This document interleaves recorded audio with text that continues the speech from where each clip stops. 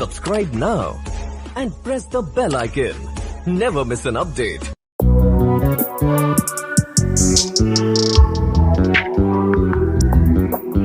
Morning friends, कैसे हैं आप सब लोग।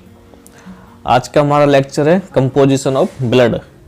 आज हम पढ़ेंगे ब्लड में कौन कौन सी कंपोजिशन होते हैं, कौन कौन से कंपोनेंट पाए जाते हैं। वीडियो लास्ट तक देखें, बीच में स्किप ना करें, बहुत ही अच्छा वीडियो है। आज का हमारा लेक्चर है कंपोजिशन ऑफ ब्लड। आज हम पढ़ेंगे ब्लड कंपोजिशन के बारे में। ब्लड क्या है? ब्लड फ्लूइड कनेक्टिव टिश्यू है, एक तरल संयोजी यूतक है। ब्लड की मात्रा, इसका वॉल्यूम हमारी बॉडी में एवरेज 5 to 6 लीटर होता है ना। मेल में 5.5 से 6.5 लीटर होता है और फीमेल में 4.5 से 5.5 लीटर होता है। ये इतना डिफरेंस क्यों होता है? क्योंकि because of heavier weight of muscles in male and more developed muscles in male ना। हेवियर वेट होता है मेल में एंड मोर डेवलप्ड मसल्स की वजह से मेल की अपेक्षा फीमेल में ब्लड थोड़ा सा कम पाया जाता है। अब हम पढ़ेंगे ब्लड कलर। ब्लड का कलर रेड होता है। रेड किस की वजह से होता है, किस पिगमेंट की वजह से होता है? एक पिगमेंट होता है हीमोग्लोबिन। हीमोग्लोबिन की वजह से हमारा ब्लड का कलर रेड होता है।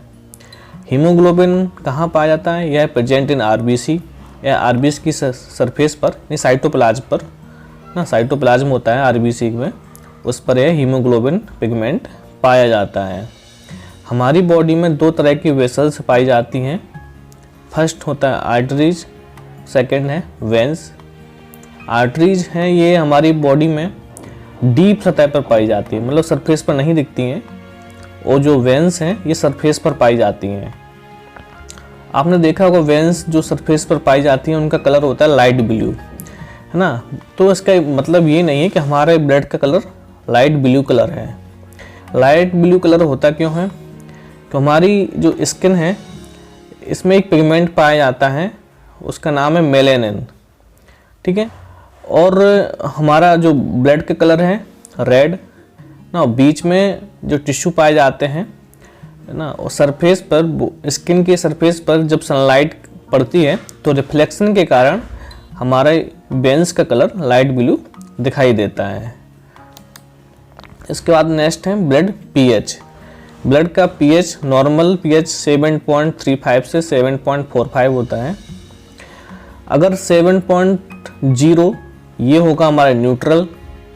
अगर 7.0 से नीचे है तो कहलाता है एसिडिटी एंड 7.0 से अपर है तो एल्केनिटी कहलाता है। ये हमारा पीएच स्केल होता है, ठीक है ना। और जो 7.0 से नीचे है, यानी कि अगर पीएच हमारा 7.35 से कम हो रहा है तो ये कहलाएगा एसिडोसिस, यानी हायर कंटेंट ऑफ CO2, ठीक है। अगर 7.45 से ज़्यादा हो रहा है तो ये कहलाएगा एल्केलोसिस, ठीक। मतलब अगर 7.35 से 7.45 के बीच हमारा ब्लड पीएच मान रहता है।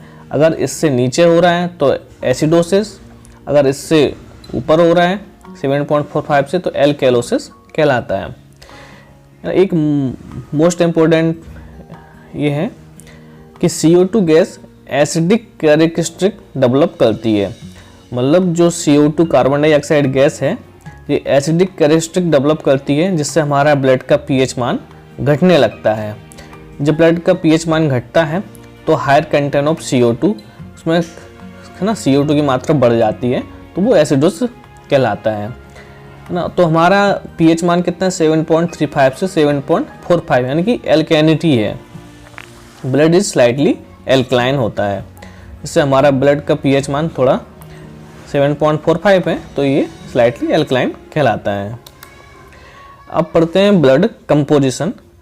ब्लड में 2 पार्ट्स होते हैं। First fluid part, second corpuscles part. Fluid part को हम कहते हैं प्लाज्मा और सेकंड पार्ट कार्पसल्स को हम कहते हैं सेल्स। प्लाज्मा हमारी बॉडी में 55 to 60% पाया जाता है। सेल्स 35 से 45% पाया जाता है।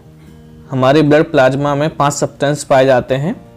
ये 90% H2O water, 8% protein, 0.9% salt and 0.1% glucose and 1% other substance. उसके बाद हम पढ़ेंगे सबसे पहले पढ़ेंगे हम 8% प्रोटीन। 8% प्रोटीन में 2 टाइप्स के प्रोटीन पाई जाती हैं। First albumin, second globulins. Albumin है जो वाटर सॉल्युबल होती है और ग्लोबुलिन ये वाटर इनसॉल्युबल होती है। यानी कि जो एल्ब्यूमिन जो प्रोटीन है ये वाटर में पानी में घुलनशील है और ये पानी में नहीं घुलती है।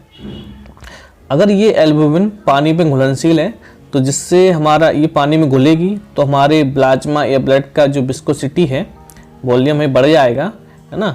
इससे ब्लड प्लाज्मा विस्कोसिटी बढ़ जाती है ना, इंक्रीज ब्लड कंसंट्रेशन बढ़ जाता है, इंक्रीज ब्लड विस्कोसिटी, जिससे हमारा ब्लड गाढ़ा हो जाता है, जिससे ब्लड प्रेशर के चांस बढ़ जाते हैं। किसके कारण? एल्ब्यूमिन के कारण। सेकंड है ग्लोबुलिन्स। ये वाटर इनसॉल्युबल होता है। ग्लोबुलिन्स में एक मुख्य ग्लोबुलिन्स होता है, इसे हम गामा ग्लोबुलिन्स बोलते हैं। गामा ग्लोबुलिन्स डिफेंस मैकेनिज्म का कार्य करता है। जो हमारे सुरक्षा तंत्र है उसका मुख्य रूप यही है, गामा ग्लोबुलिन्स। ये डिफेंस मैकेनिज्म में एंटीबॉडीज प्रोड्यूस करता है हमारा गामा ग्लोबुलिन्स। इसे हम इम्यूनिटी ऑफ द बॉडी, यानी बॉडी का इम्यून सिस्टम मजबूत होता है। इसके बाद है हमारा नेक्स्ट 0.9% सॉल्ट्स। हमारे ब्लड प्लाज्मा में 0.9% सॉल्ट्स पाया जाता है। मोस्ट इम्पोर्टेंट साल्ट्स कौन सा होता है? NaCl, sodium chloride. ये NaCl कितना होता है? 0.9 ग्राम पर 100 ml ऑफ ब्लड, यानी 100 ml ब्लड में हमारा 0.9 ग्राम % NaCl पाया जाता है।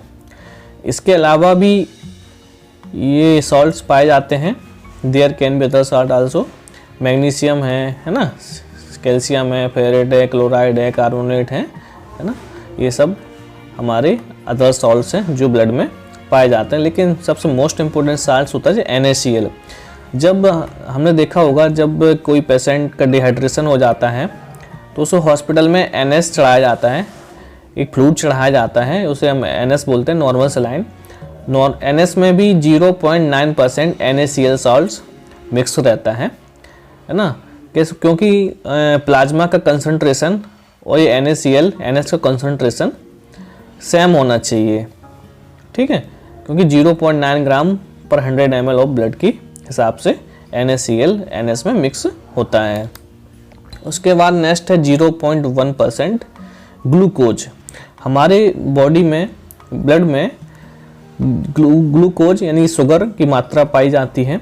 ये कितना होता है? 0.1% ग्लूकोज होता है हमारे ब्लड प्लाज्मा में। कितना? 0.1%। इसकी नॉर्मल रेंज होती है 80 से 120 मिलीग्राम पर 100 ml ऑफ ब्लड के हिसाब से हमारे ब्लड में पाया जाता है। 100 ml ब्लड में 80 से 120 मिलीग्राम, ठीक है। जो 80 मिलीग्राम है ये कहलाता है फास्टिंग। फास्टिंग यानी कि 8 से 10 घंटे तक कुछ ना खाया हो, उसकी रीडिंग 80 मिलीग्राम आनी चाहिए, तो उसका ये फास्टिंग है। और ये 120 कहलाता है PP यानी after diet, PPM post prandial, ठीक है। अगर हमारा 80 से ब्लड ग्लूकोज की मात्रा नीचे होती है ना, लेस देन 18, तो ये कहलाता है हाइपोग्लाइसीमिया। हाइपोग्लाइसीमिया अगर 120 से अपर है तो ये कहलाएगा hyperglycaemia.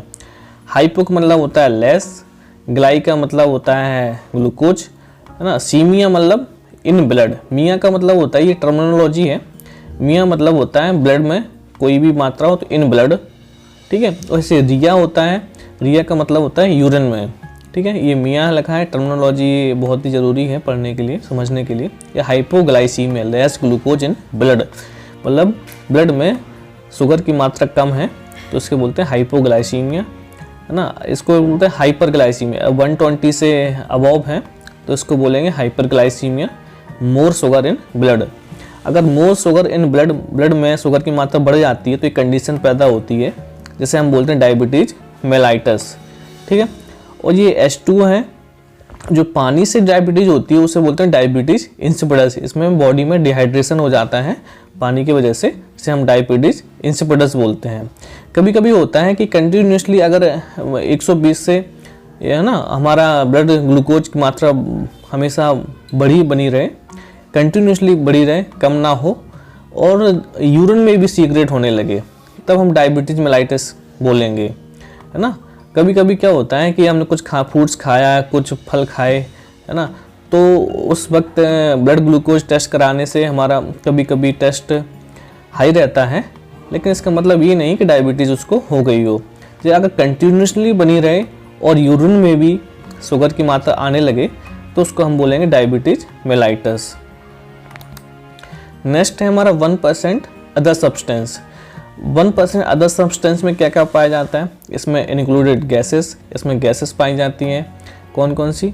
O2 oxygen, CO2 carbon dioxide and CO carbon monoxide, ये गैसें पाई जाती हैं। इन सब में O2 CO2 अच्छी बात है, ये रहनी चाहिए, लेकिन जो CO है कार्बन मोनोऑक्साइड, ये सबसे हार्मफुल गैसेस है, क्योंकि ये कार्बन है ना, कार्बन मोनोऑक्साइड प्लस हीमोग्लोबिन से कंबाइन करके एक कंपाउंड बनाता है, कार्ब अमीनो हीमोग्लोबिन ना। तो ये वेरी हार्मफुल है हमारे ब्लड के लिए ना। कार्बन मोनोऑक्साइड कहाँ से प्राप्त होता है? धुएं से। हमें धुएं में ज़्यादा नहीं रहना चाहिए ना। ये कार्बन मोनोऑक्साइड धुएं से धुआं होता है, क्योंकि जब ये हीमोग्लोबिन से मिलकर कंपाउंड बनाएगा कार्ब अमीनो हीमोग्लोबिन, तो इसके बाद में फिर ये O2 इससे बाइंड नहीं करेगा, ना ही CO2 बाइंड कर पाएगा। अगर ये कार्बन मोनोऑक्साइड से बाइंड कर जाता है तो वो ये ऑक्सीजन इससे बाइंड नहीं करता है। फिर इसके बाद ये हीमोग्लोबिन एकदम बेकार हो जाता है हमारी बॉडी के लिए, हमारे ब्लड के लिए, और फिर इससे ये ऑक्सीजन का ट्रांसपोर्टेशन बंद हो जाता है। अगर इससे CO2 कंबाइन करता है तो O2 से रिप्लेस हो जाता है, CO2 कंपाउंड करता है तो O2 से, और O2 कंबाइन करता है CO2 से रिप्लेस हो जाता है। लेकिन जब CO कार्बन मोनोऑक्साइड से कंबाइन करता है तो ये रिप्लेस नहीं होता है, फिर ऐसा ही जुड़ा रहता है, ये हमारी RBC डैमेज होने लगती है। So it is very harmful effect in blood. ठीक, इसके अलावा इंक्लूड न्यूट्रिएंट्स।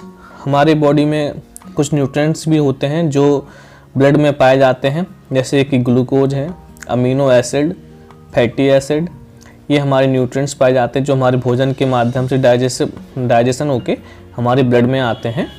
ठीक है, इसका एक्सक्रीटरी सिस्टम, मतलब एक्सक्रीटरी सब्सटेंस, मतलब जो हमारे वेस्ट मटेरियल है जो हमारे ब्लड के लिए, बॉडी के लिए ज़रूरत नहीं है, उसको एक्सक्रीटरी सब्सटेंस बोलते हैं ना। एक्सक्रीटरी सब्सटेंस में NH3, ammonia, urea, uric acid, ये एक्सक्रीटरी सब्सटेंस कहलाते हैं। नेक्स्ट है हार्मोन्स। हार्मोन्स में एंडोक्राइन ग्लैंड सीक्रेट होता है। जो एंडोक्राइन ग्लैंड, दो तरह की ग्लैंड्स होती हैं हार्मोन्स में, जो एंडोक्राइन, एक्सोक्राइन। हमारा यहाँ पर मुख्य रूप से एंडोक्राइन ग्लैंड है, ये सीक्रेट करती है फिब्रिनोजन हार्मोन्स। कौन सा? Fibrinogen hormones. ये फिब्रिनोजन हार्मोन एक प्रोटीन है एक प्रकार का, यह ब्लड क्लॉटिंग में काम करता है, ब्लड क्लॉटिंग में मुख्य रूप से अहम भूमिका निभाता है। नेक्स्ट है सेल्स। अब हम पढ़ेंगे, हमने सब पढ़ लिया है प्लाज्मा के जितने सब्सटेंस हैं, 5 भाग, H2O, सॉल्ट्स, है ना, अदर गैसेस ना, न्यूट्रिएंट्स, ग्लूकोज, ये सब पढ़ लिया हमने। इसके बाद पढ़ेंगे सेल्स यानी कार्पसल्स। सेल्स 3 प्रकार की होती हैं। फर्स्ट RBC यानी erythrocyte, second WBC leukocyte, third platelet, इसको हम थ्रोम्बोसाइट्स बोलते हैं। ठीक है, RBC को एरिथ्रोसाइट एंड WBC को ल्यूकोसाइट बोलते हैं ना। एरिथ्रो का मतलब होता है रेड ना, साइट का मतलब होता है सेल्स, मतलब रेड सेल्स। ल्यूको का मतलब वाइट, साइट का मतलब सेल्स, या थ्रोम्बो का मतलब प्लेटलेट होता है, साइट का बोलते हैं सेल्स बोलते हैं। RBC का यहाँ पे मुख्य काम रहता है transport of O2 and CO2, ये कार्बन डाइऑक्साइड एंड ऑक्सीजन का ट्रांसपोर्टेशन करता है।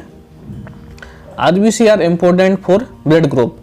ब्लड ग्रुप के लिए RBC आर वेरी इंपॉर्टेंट है, क्योंकि RBC के सरफेस पर एंटीजेंस पाए जाते हैं। पिछली वीडियो हमने ब्लड ग्रुप एंटीजेंस पढ़ाए हैं ना। ब्लड ग्रुप 8 प्रकार के होते हैं, 4 positive and 4 negative. So RBC are very important for blood group.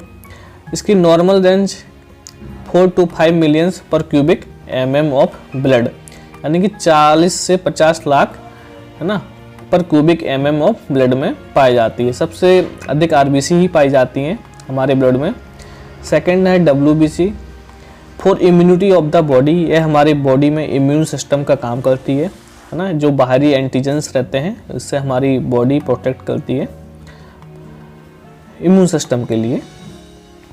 Test WBC antigen for organ transplantation, यानी कि जब ऑर्गन ट्रांसप्लांट किया जाता है, किडनी का, लीवर का, हार्ट का, ये इसकी कब जरूरत पड़ती है? जब ऑर्गन ट्रांसप्लांटेशन किया जाता है तो उस समय WBC एंटीजन टेस्ट की हमें आवश्यकता पड़ती है।